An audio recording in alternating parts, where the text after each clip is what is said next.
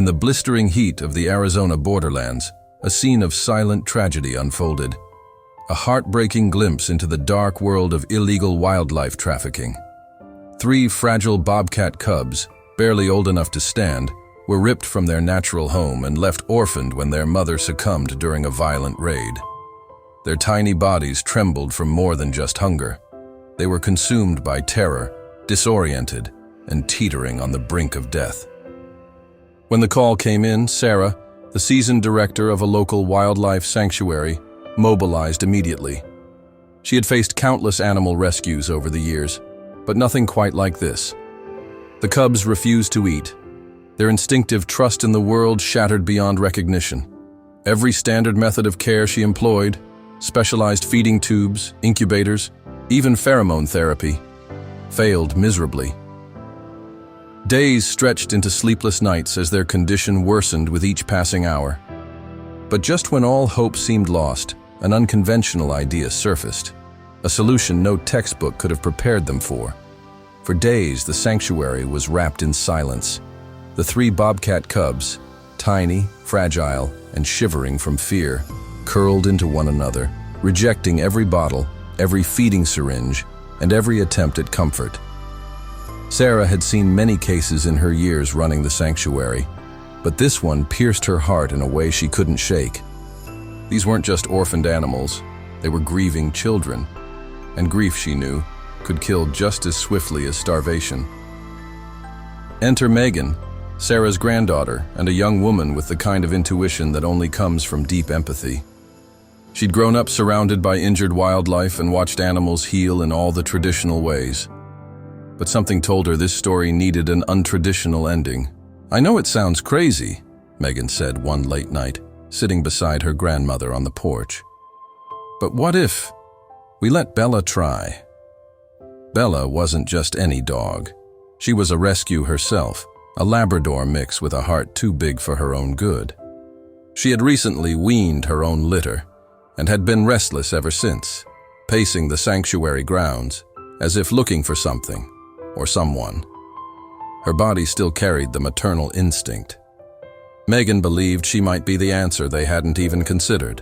At first, Sarah hesitated. Introducing a domestic dog to 3 wild bobcat cubs wasn't just unorthodox, it was potentially dangerous. But desperation and love often work hand in hand. After a team meeting and careful planning, they decided to try. The enclosure was neutral ground. Sarah watched through the one-way glass, her breath caught in her throat. Bella was led in slowly. At first, the cubs tensed, shrinking back into a corner. Bella paused. Her tail remained low but wagged gently. She lowered her body and lay down, eyes soft, ears relaxed. One whimper, then silence. A long moment passed. Then the smallest cub, Luna, took a hesitant step forward. Her eyes locked on Bella's, and then she climbed right into Bella's side, burying her face in the dog's warm belly. A few heartbeats later, Bandit followed. Then Rocky. Sarah wept quietly behind the glass. From that day forward, Bella became more than a dog. She became their mother. She groomed them, nuzzled them, let them climb on her back and fall asleep curled in her fur. The staff watched in awe as the cubs began feeding again, first from syringes, then from bowls. Their bodies grew stronger, but more importantly, their eyes began to light up with life again. It was as though Bella had reminded them of something they'd lost: safety, connection, hope. This story wasn't just about rescue. It was about reawakening love where trauma had taken root. And Bella didn't just fill a void, she transformed it. The cubs, once skeletal and hopeless, now wrestled in the sun and purred against Bella's side, pawing at her ears and chasing her tail in playful defiance of their species' differences. But as their bond deepened, so did the looming question: what happens when wild instincts return? Could a dog raise predators and then let them go? Sarah didn't yet have the answer, but one thing was certain: the sanctuary was no longer just a place of healing. It was now home to a family that defied the rules of nature. And just as Bella had offered the cubs a second chance at life, The sanctuary would have to find a way to honor that bond without breaking what made them wild. Because the next phase, letting go, would be even more complicated than anyone imagined.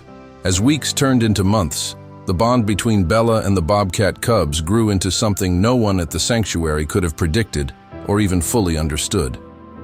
What had begun as a desperate experiment had evolved into a relationship so pure, so instinctive, that it blurred the lines between species, instinct, and emotion. Bella was no longer simply providing warmth or companionship. She had become their guide, their teacher, their protector. Every morning she would trot out to the play yard with the 3 cubs bounding after her in wild, erratic leaps. She showed them how to navigate their world, not by teaching them to hunt, something deep within their blood would one day awaken, but by teaching them trust, resilience, and love. In turn, the cubs transformed Bella too. For the first time since losing her own litter, Bella had a renewed sense of purpose. The sadness that had once crept into her eyes was now replaced by a steady, calm confidence. She slept deeply at night, surrounded by the soft, rhythmic purring of the cubs, as if their collective healing was lulling her into peace as well. The sanctuary staff watched with a mix of astonishment and reverence as the cubs mimicked Bella's behaviors. They followed her lead in everything: how to play, how to relax, how to approach humans without fear, but with caution. But perhaps the most remarkable transformation was emotional. The once aloof bobcats now sought out physical affection. They no longer hissed or shrank away at human contact. Instead, they allowed the gentle touch of Sarah, Megan, and the other caretakers, trusting in the kindness they saw reflected in Bella's every move. One afternoon, Megan sat in the enclosure, sketching quietly, when Bella approached and rested her head in Megan's lap. A moment later, Luna, the smallest cub, climbed into her arms, purring softly. Megan froze, overcome by the realization of what she was witnessing. A dog, a wild bobcat cub, and a human. 3 species, 3 worlds, sharing one simple moment of connection. It was as though the walls separating them had, for just an instant, dissolved. But as the cubs grew stronger, so did their wild instincts. Sarah and Megan noticed subtle changes. The way Bandit's eyes would sharpen when a bird flew overhead. The way Rocky's muscles tensed before pouncing on a passing insect. Even Luna, once the most timid, began to practice her climbing skills with growing precision. These were not domestic animals. They were wild predators, born to roam, hunt, and survive on their own terms. This presented the sanctuary with a profound dilemma: how to honor the bond that had saved these animals without stripping them of the freedom their nature demanded. The emotional weight of this question was not lost on Sarah. She often found herself standing at the edge of the enclosure, watching Bella and the cubs nap in a tangled heap of fur and claws, wondering how she would ever separate them. But deep down, she knew that true love, especially the kind that Bella had shown, was not about holding on. It was about preparing to let go. And in many ways, Bella seemed to understand this too.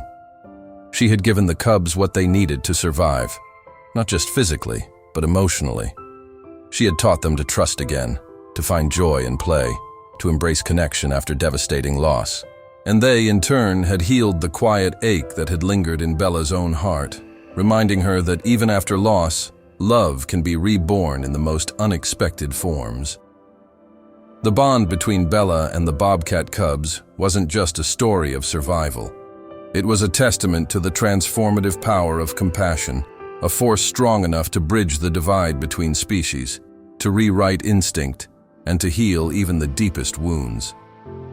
But now, the sanctuary faced its greatest challenge yet, preparing the cubs for the wildlife they were destined to reclaim, while honoring the love that had brought them back from the brink.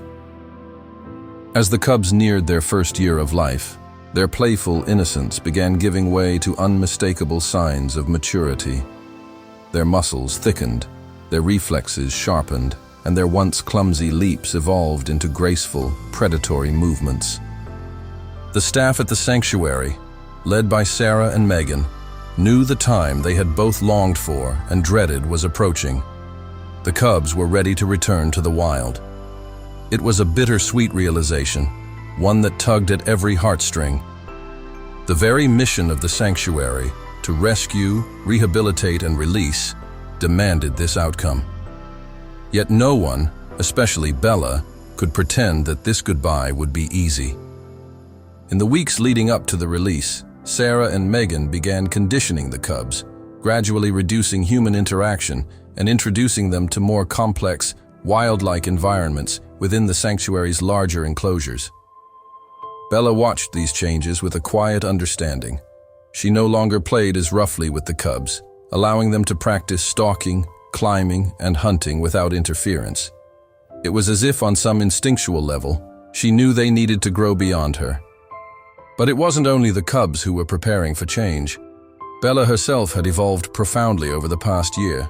She had stepped into a role that transcended species and biology, becoming a mother not through blood, but through choice and heart. And now, as the sanctuary prepared for the cubs' departure, Bella's future also hung in the balance. The day of the release dawned with an autumn chill in the air, the kind that hints at both endings and new beginnings.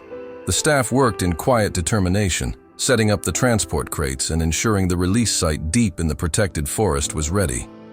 It was an area abundant with prey and shelter, far from human activity, a place where the cubs could thrive. Before loading them for transport, Sarah opened the enclosure one last time, giving Bella and the cubs a moment of unrestrained freedom together. Bella lay in the grass, watching as Bandit climbed the highest branch, Luna chased after falling leaves, and Rocky stalked imaginary prey through the tall grass. The air was thick with unspoken emotion, an aching blend of pride, sorrow, and inevitable change. Then came the moment no one could delay any longer. One by one, the cubs were gently guided into their transport crates. Bella followed closely behind each of them, sniffing, licking their faces in a silent farewell. She didn't whimper, didn't resist. She simply stood there, as if acknowledging that her part in their story was complete. At the release site, the sanctuary staff opened the crates and stood back, allowing the cubs to make the decision. For a brief moment, all three stood frozen, looking back at the humans and at Bella, who had been brought along for the final farewell. Then, as if sensing the invisible pull of the forest, they bounded forward into the undergrowth, disappearing into the wild where they truly belonged. Bella watched them go without moving, her eyes fixed on the spot where they vanished. Only when the last rustle of leaves faded did she turn back towards Sarah, her expression calm but unmistakably changed. In the days that followed, Bella adjusted to life without the cubs. At first, she wandered the enclosure as if searching for them, sniffing the places where they once played. But slowly, she began to settle back into her routines, her spirit serene, almost as if she understood that this, too, was part of love, the letting go. Recognizing Bella's extraordinary capacity for compassion, Sarah and Megan decided to give her a new role within the sanctuary, that of a surrogate and companion for other rescued animals in need of comfort. Bella became the heart of the sanctuary, offering the same warmth, protection, and empathy that had once saved 3 fragile lives. Her story spread beyond the sanctuary, capturing hearts worldwide and inspiring a deeper appreciation for the emotional intelligence and resilience of animals.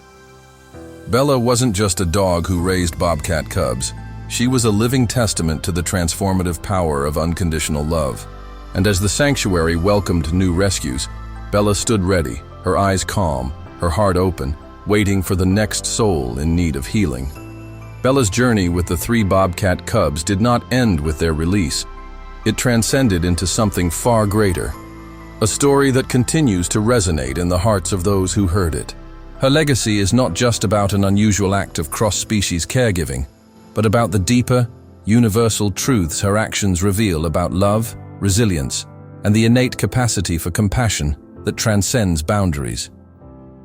In the months following the cubs' release, the sanctuary noticed an increasing number of visitors, drawn by the story of Bella and her adopted family. Many came expecting to witness an oddity of nature, but they left with something far more profound. An understanding that connection is not limited by biology or instinct. Bella had redefined the meaning of family, demonstrating that love is a choice, an action, and most importantly, a form of courage. This story spread rapidly beyond the sanctuary's fences, circulating through news outlets, social media, and wildlife conservation platforms worldwide. People marveled at the simplicity yet profundity of the tale. A domestic dog nurturing 3 wild bobcat cubs to the point where they could thrive independently in the wilderness. It shattered preconceived notions about the rigidity of animal behavior and reminded humanity of a truth often forgotten, that empathy is a force of nature, present even in its most primal forms. But the legacy wasn't just about the viral story or the thousands of shares and comments online. It was about the impact Bella's story had on the sanctuary's mission and the broader conversation about human responsibility toward wildlife.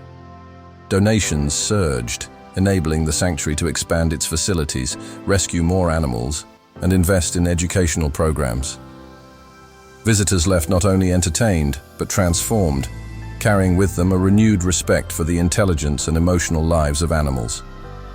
For Sarah and Megan, Bella's legacy was deeply personal. She had taught them lessons no textbook or field manual ever could. About trust, about the delicate balance between intervention and letting go, and about the quiet, immeasurable power of presence. Bella had never spoken a word, yet she had conveyed a message that resonated louder than any human voice. That healing is possible when we show up for one another, regardless of our differences. The sanctuary began incorporating Bella's story into its outreach programs, using it as a symbol of hope and an example of nature's capacity for unexpected alliances. School children visited, sitting cross-legged in front of Bella's enclosure, their eyes wide with wonder as they listened to her story. For many, it was their first exposure to the idea that animals feel deeply and that humans have a responsibility to protect and respect them. Perhaps the most profound legacy, though, lies in the forest where the cubs now roam free. Occasionally, remote cameras capture fleeting glimpses of Bandit, Luna, and Rocky, now fully grown, independent bobcats navigating their territory with confidence and strength. Though they live far from the sanctuary, their survival and success are living proof of the bond they shared with Bella, and of the nurturing that shaped them during their most vulnerable days. Bella herself continues her quiet work at the sanctuary, offering comfort to new rescues, her eyes reflecting a wisdom that few humans ever attain. She doesn't need applause or recognition. Her reward is in the lives she's touched and the legacy she's built. In the end, Bella's story teaches us that family is not defined by species, by blood, or even by shared language. It is defined by the willingness to stand beside another being in their moment of need, to offer safety and warmth, and to let go when the time comes. It reminds us that acts of kindness, no matter how small or unusual, have the power to echo far beyond their moment, inspiring others to look at the world and at one another with greater compassion. Bella, the gentle dog who once mothered 3 wild bobcat cubs, will forever stand as a symbol of that compassion, timeless, boundless, and beautifully, fiercely alive. The most powerful stories are not just the ones we hear, but the ones that quietly transform us from within. Bella's journey with her 3 wild cubs isn't merely about nature, survival, or instinct. It's a mirror reflecting the deepest parts of ourselves. The ability to care, even when we don't have to love, even when we don't fully understand, and to let go, even when it hurts. Right now, as you listen to these final words, Bandit, Luna, and Rocky roam freely through the hidden trails of a forest that once seemed unreachable. And Bella, with her quiet strength, continues to offer her care and silent protection to other vulnerable creatures, like an unseen guardian of life's sacred cycles. Perhaps the real question this story leaves us with isn't about what Bella did, but about what we will do. How can we, in our own lives, extend a hand, offer shelter, or simply stand present for someone who needs us, human or animal? If this story moved you, If it stirred something in your heart that you can't quite put into words, then I invite you. Subscribe to the channel so we can continue exploring these profound connections between humans and wild animals. Turn on notifications so you never miss another story that might change the way you see the world. And most of all, share this video with someone who, like you, believes in the quiet power of empathy and connection. Thank you for being here. And until our next story, stay wild, stay kind,